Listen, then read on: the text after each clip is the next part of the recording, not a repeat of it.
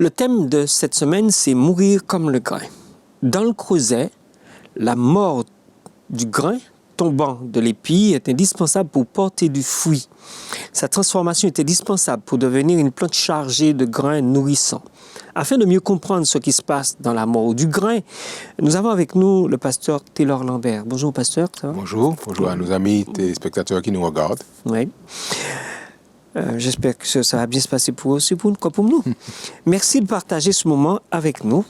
Bienvenue à vous dans l'émission Bible ouverte. Je salue tous ceux, comme l'a dit le pasteur, tous ceux qui nous suivent sur les différents moyens de communication dont nous disposons actuellement. Pasteur, vous acceptez de prier avec nous? Avec plaisir. On y va. Nous prions.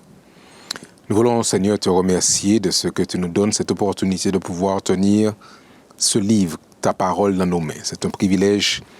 Maintenant que nous allons considérer une portion de l'Écriture, accorde-nous, je te prie, ton intelligence, ta sagesse, ta clairvoyance, afin de pouvoir en tirer la substance pour nous. Nous t'en prions, Père, au nom de Jésus, pour ta gloire. Amen. Amen. Merci. L'analogie de Jésus avec le grain de blé mourant nous renvoie à la soumission de notre volonté avec Dieu. Il n'a aucun contrôle sur son détachement de l'épi, ni sur sa chute, ni sur le choix du sol qui le reçoit, encore moins sur la position de son atterrissage. Il n'a aucune idée de ce qu'il attend et ce qu'il en sera demain exactement pour son sort. Il ne peut éventuellement devenir une tige ornée d'épis bien dorés que s'il tombe et meurt.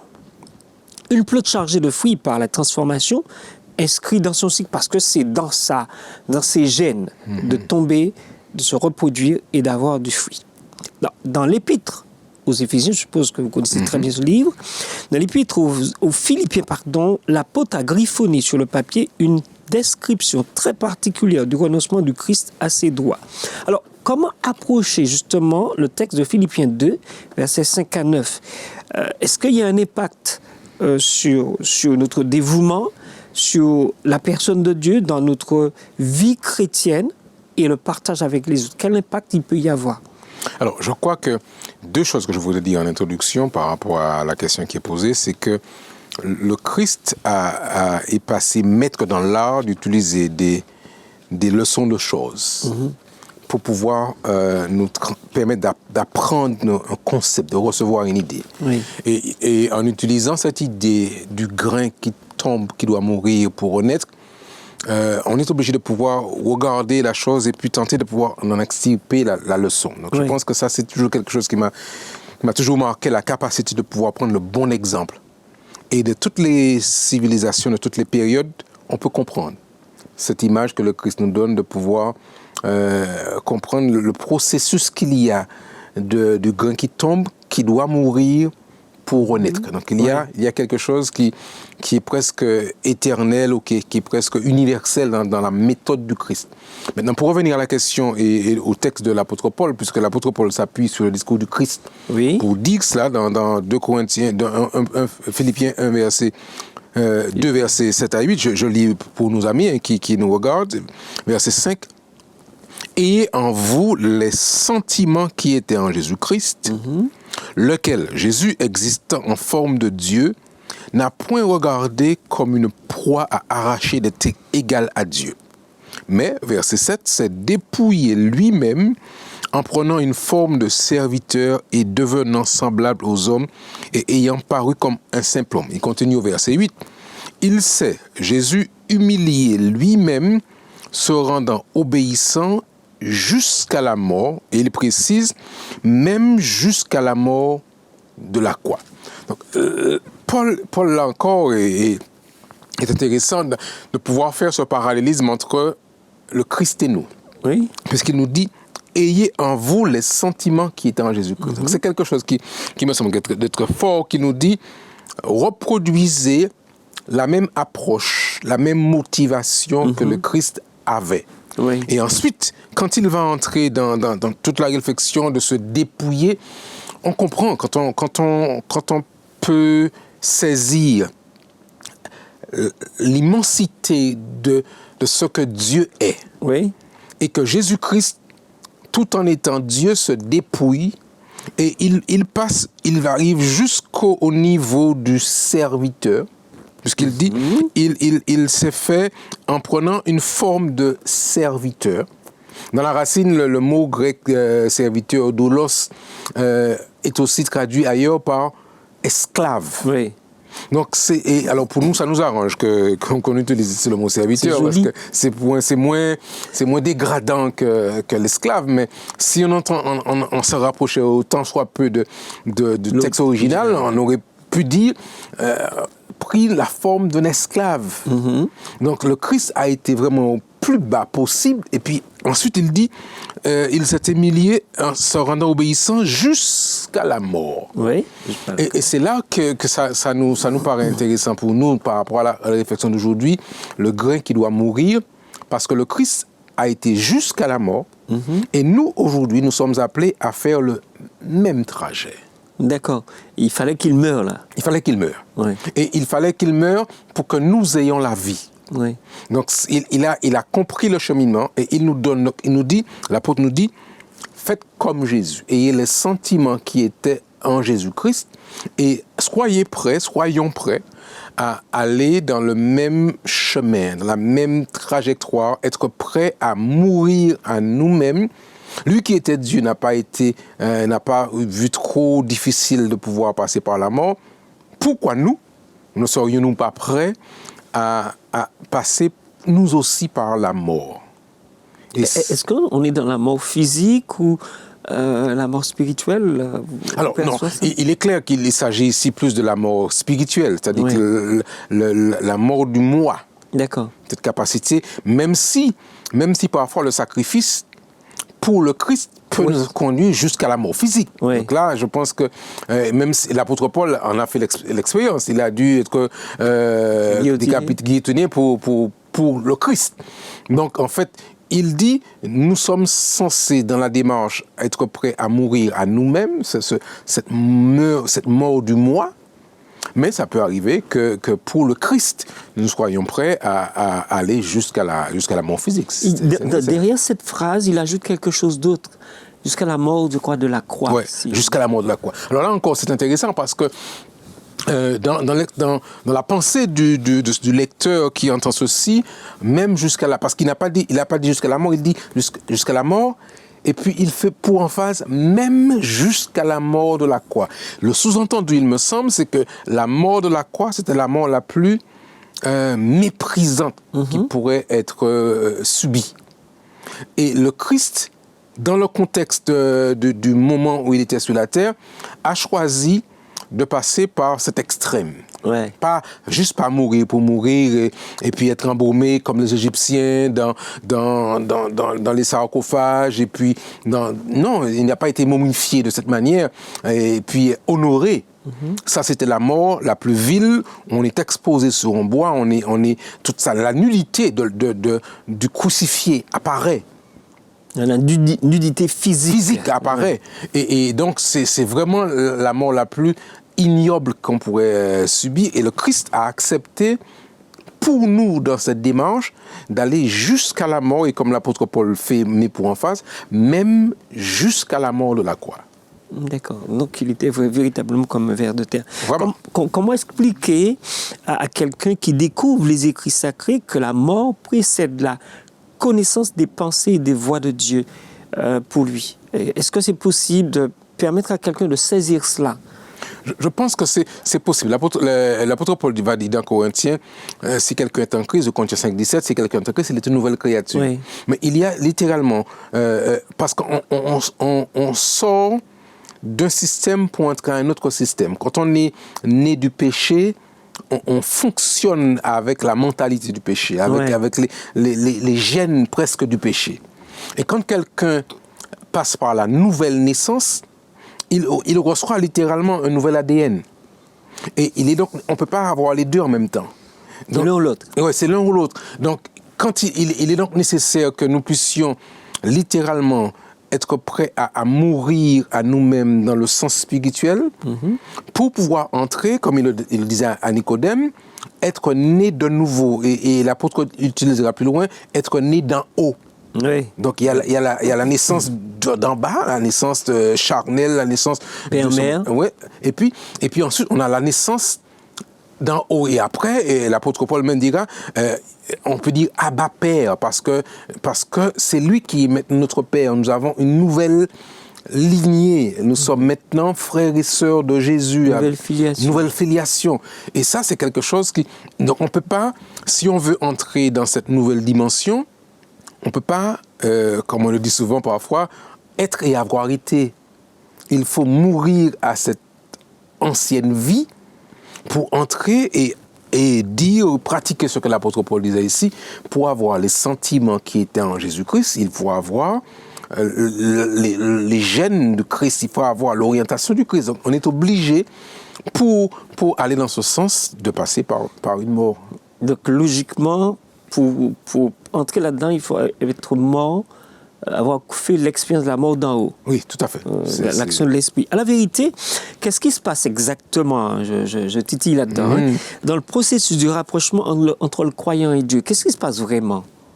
Alors, ce qui se passe entre le croyant et Dieu, vous savez, quand là encore, pour prendre l'imagerie que le Seigneur utilise, quand deux personnes s'aiment, elles deviennent une.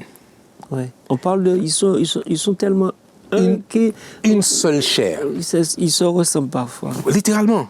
Donc, et c'est ça, ce rapprochement entre le croyant et Dieu, c'est que... Et il disait, le Christ, « Père, je te prie pour qu'il soit un, comme toi et moi, nous sommes un. » Donc, c'est ce travail-là de pouvoir, de se rassembler pour devenir finalement...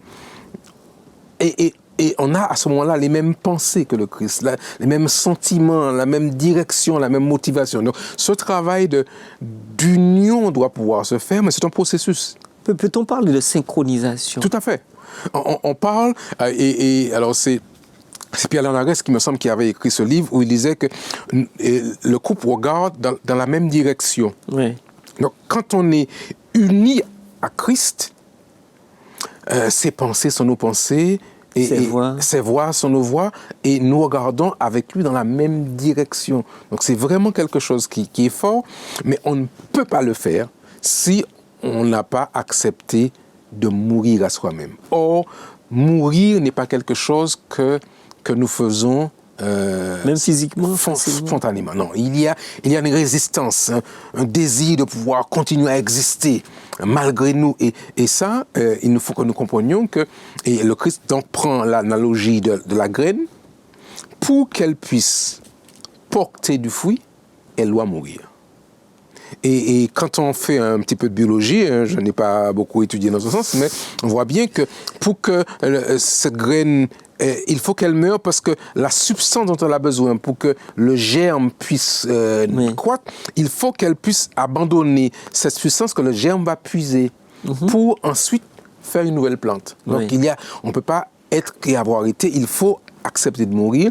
Et c'est en mourant que nous sommes appelés avec le Christ à passer par cette nouvelle naissance. Et c'est là qu'on commence à porter des fruits nouveaux, comme dit Paul, préparés d'avance. Que peut-on faire pour être plus attentif à la voix de Dieu? Parce que ça aussi, c'est très important, tout en cultivant la volonté d'obéir. Est-ce qu'il y a quelque chose qu'on pourrait faire pour qu'on accepte, qu'on reçoive, qu'on accepte la volonté de Dieu, mais en même temps cultiver cette obéissance-là dont on a besoin? Je crois qu'il est fondamental que nous puissions aujourd'hui comprendre que de par nous-mêmes, hommes charnels, hommes physiques, nous sommes presque préprogrammés à cause du péché à nous écarter de Dieu. D'accord. On est séparés. Oui, on est séparés de Dieu. Donc, cette nécessité d'être constamment à son écoute, c'est la garantie que nous avons de ne pas nous tromper nous-mêmes. Ouais. Donc on est obligé de pouvoir l'écouter. Et dans cette démarche, le Christ étant, comme nous le disons dans la prière sacerdotale, comme il est notre Père, et il sait et il veut pour nous ce qui est meilleur. Ouais. Et par conséquent, dans la relation enfant-père, il y a un élément qui est clé, c'est l'élément de l'obéissance. Oui. Parce que j'ai pour mon père du respect, j'ai pour mon père de l'amour, Oui. et j'ai aussi pour mon père de la confiance. Et fort de ces trois éléments, j'obéis par respect, par amour, mais par confiance. D'accord. Donc je peux, même quand lors de la direction, je n'ai pas forcément toujours compris, mais j'aime mon père. Donc j'obéis. Et mon père m'aime. Donc la relation que j'ai avec lui fait que je pourrais obéir et suivre sa direction, même quand je n'aurais pas tout compris. Et j'aime mon père parce que j'obéis parce que je respecte mon père. Je reconnais son autorité. Et finalement, j'obéis parce que j'ai confiance en lui. Il ne va pas m'entraîner. Il ne va pas m'entraîner. Dans n'importe quelle voie. Et par conséquent, la démarche d'obéissance se fait sans contrainte, se fait plaisir. avec joie. Parce que je sais que, comme dirait le psalmiste, il me conduit dans de verts pâturages. Et je mangerai ce qui est bon. Donc, j'ai pas de difficulté à le faire. D'accord. Alors, qu'est-ce qui fait que le Saint-Esprit doit attendre que nous soyons dans un état neutre pour faire une offre contraire à la nôtre? Wow, ça, c'est Je peux la reprendre, la question. Oui, la question est belle parce que là encore, c'est la démarche de Dieu qui nous respecte, nous aussi. Ça revient là. Bien sûr, parce que si moi, j'ai de l'amour pour mon père, mais je suis du respect pour lui, mais lui en face de moi, le Saint-Esprit reconnaît l'individu que je suis. Et il est prêt à cheminer avec moi en me respectant. Donc il ne va pas me violenter pour que... Il te dit, écoute, je te propose quelque chose, mais ta décision, ton choix est fondamental. Pour qu'à aucun moment on ait le sentiment que tu as été contraint malgré toi ou contre ta volonté. Donc il dit, l'Apocalypse va dire, je me tiens à la porte et je frappe. Oui. Il ne casse pas la porte, il ne bouscule pas. Il dit, tu ouvriras la porte, toi tu ouvriras la porte. J'entrerai chez toi et je souperai avec toi. Donc là encore, j'ai toujours apprécié ce Dieu qui a envers moi parce qu'il me dit, je veux échanger avec toi. Mais il le fait en me disant, tu as du prix à mes yeux et je te valorise, tu es quelqu'un digne que nous puissions échanger. Entre quatre yeux. Et ça, c'est fantastique de voir qu'il n'y a pas une posture de condescendance, mais il y a une posture, parce que Dieu est venu vers nous. Et il se met à notre niveau, il nous regarde les yeux dans les yeux. Parlons, et dans les prophètes, ils diront, venez et plaidons. Échangeons, parlons ensemble. Et ça, c'est fantastique de voir que notre Dieu est toujours dans cette dynamique. Tout en étant supérieur à nous, il nous dit, je vous respecte. Il y aura un risque de compter sur soi-même dans nos affaires et même dans les affaires du bon Dieu? Oui, le risque, c'est de penser que nous sommes égaux à Dieu. Ouais. Et c'est le risque de pouvoir se dire, comme ça a été le processus qui a été suivi par Lucifer, je monterai au ciel, je serai, et puis je suis à son même niveau. Le Christ vient à mon niveau, mais je dois cependant me rappeler que je serai toujours la créature et je ne serai jamais le créateur. Et je dois donc, en reconnaissant qui je suis et en appréciant que Dieu veuille venir vers moi, reconnaître et adorer que Dieu est Dieu. Alors, nous avons parlé de confiance tout à l'heure là. Comment apprendre à faire confiance à Dieu? Je suis obligé de revenir. Là, c'est quand même basique ça. Comment apprendre à faire confiance? On le fréquente, mais comment apprendre à lui faire confiance? Alors, c'est-à-dire que c'est Dieu qui nous apprend. Parce que c'est comme pour un enfant.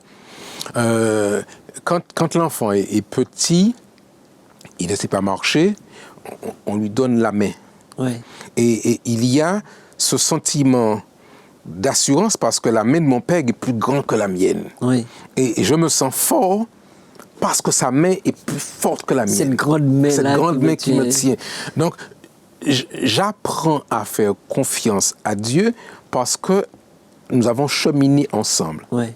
Et au fur et à mesure que nous marchons ensemble, je découvre qu'avec lui, je suis en sécurité. Et donc cet apprentissage de la confiance se fait nécessairement par des expériences avec ces personnes-là. Oui. Au départ, il prend l'initiative, c'est lui qui vient vers moi. Alors que nous étions encore des pécheurs, Christ est mort pour nous. Donc c'est pas nous qui avons fait le premier pas, c'est lui qui fait le premier pas. L'initiative, c'est lui. C'est lui qui prend l'initiative. Il vient vers nous, il nous accompagne, et au fur et à mesure que nous cheminons, nous apprenons à le comprendre, à le connaître plutôt. Et quand on commence à le connaître, on a fait une expérience, on a fait 2, on a fait 3, on se dit, ouais, mais il a fait ça pour moi. Donc, on se connaît. Et plus on avance avec le temps, plus le degré de confiance augmente, parce que les expériences se sont accumulées. Et je me rappelle, parce que la confiance se bâtit sur une expérience. Je me rappelle de ce qu'il a fait, 1 fois, 2 fois, 3 fois. Et à un moment, je n'ai plus de doute, je n'ai plus d'inquiétude, je sais que je c'est avec plaisir qu'on marche. Tout à fait. Ouais. Même quand on éclate l'orteil. Oui, et ça arrive qu'on éclate l'orteil, mais il sait nous penser, il sait nous aider à pouvoir dire, écoute, je saurai aplanir ton sentier, et l'expérience que tu fais là, tu sauras que il faut marcher derrière moi. Oui, juste derrière. Oui, moi. reste derrière moi. Et je vais éviter que tu ne te retrouves dans les moments, et dans la prière, on dira, dans notre prière, Seigneur, ne nous induis pas en tentation, mais délivre-nous du malin. Donc, dans cette démarche, je suis le Seigneur et il saura me guider pour que je n'ai pas trop souvent à me casser l'orteil. Alors, il y a des cyclistes qui aiment dire, qui vous disent qu'ils se mettent derrière l'autre. Pourquoi ? Quand ils sont derrière, ils sont à l'avantage. Pourquoi ? Parce que c'est celui qui est de tête qui coupe le vent. Ouais. Donc, eux, derrière, ils souffrent moins. Ils souffrent moins. Ils souffrent moins. Et c'est toujours intéressant d'être protégé par Dieu même.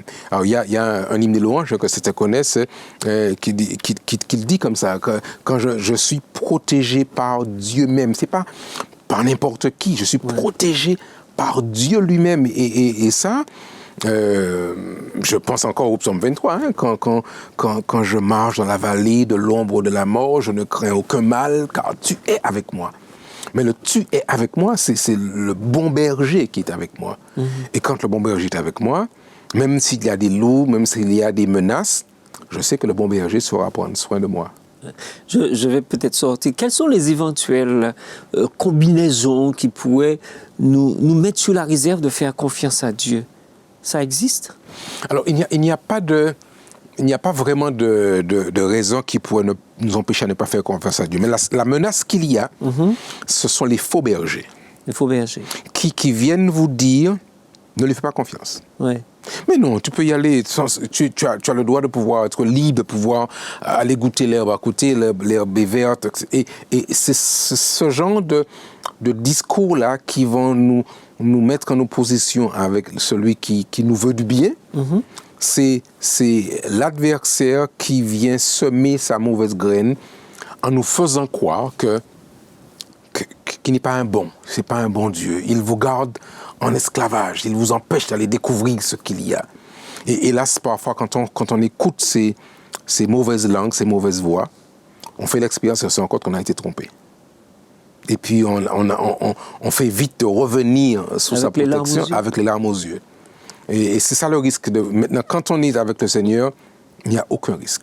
Ouais. Parce que il nous dit ce qu'il fait et il nous protège. Donc, il ne nous garde pas dans l'ignorance par rapport à pourquoi je fais ça. Il nous parle, il communique. Amos va dire, l'Éternel ne fait rien sans avoir annoncé sa volonté à ses serviteurs les prophètes. Donc, on voit bien que Dieu est un Dieu qui ne nous laisse pas dans l'ignorance. Il parle, il se révèle, il nous dit ce qu'il fait, il nous dit pourquoi il le fait. Et il faut être attentif. Il faut être attentif. Il faut être prêt à l'écouter et là encore prêt à lui faire confiance, même des fois quand on n'a pas tout compris. Oui. Alors si on devrait avoir un dernier mot, on dirait quoi ? Alors le dernier mot, je le dirais par rapport au thème de cette étude. Mourir avec Dieu. Oui. Avec Dieu, en Dieu. Mais je dirais, en pensant encore à l'hymne, nous mourrons mais pour renaître. Ouais, effectivement. C'est ça le plan. C'est-à-dire que pour vivre la nouvelle terre, la nouvelle naissance, il nous faut mourir. Et ça, c'est quelque chose que je le dis à toi, à mes auditeurs qui nous regardent, mais à moi-même. Il nous faut être prêt à mourir. Mourir à nous-mêmes, mourir à notre propre conception de la vie pour entrer dans le projet de Dieu. Et quand ce projet est mis en place, quand il est réveillé, parce qu'en fait, le processus de la germination passe par la mort. Oui. Et quand le processus est initié, quand il est lancé, il va jusqu'à son terme. C'est-à-dire que quand le grain a commencé à germer, que la plante, elle ira jusqu'à son processus pour pouvoir porter du fruit. D'accord. Si nous voulons porter du fruit en Jésus-Christ, il nous faut être prêt à mourir à nous-mêmes. D'accord. Merci, Pasteur Lambert, Radio. pour ce moment de partage sur le grain qui doit mourir obligatoirement pour porter un fruit doré Tout à plus fait. tard. Et à vous qui nous avez suivis, portez-vous bien.